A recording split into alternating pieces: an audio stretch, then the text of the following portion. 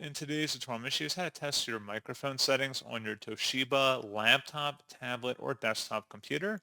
So this should hopefully be a pretty straightforward process here, guys. And without further ado, let's go ahead and jump straight into it.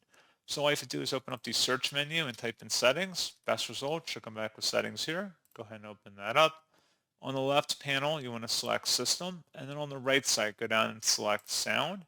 And then scrolling down underneath input, select your microphone device.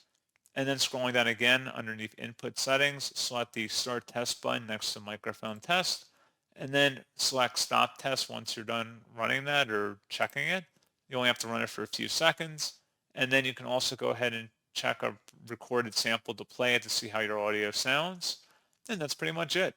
So as always, thank you guys for watching this brief tutorial. I do hope that I was able to help you out, and I do look forward to catching you all in the next tutorial. Goodbye.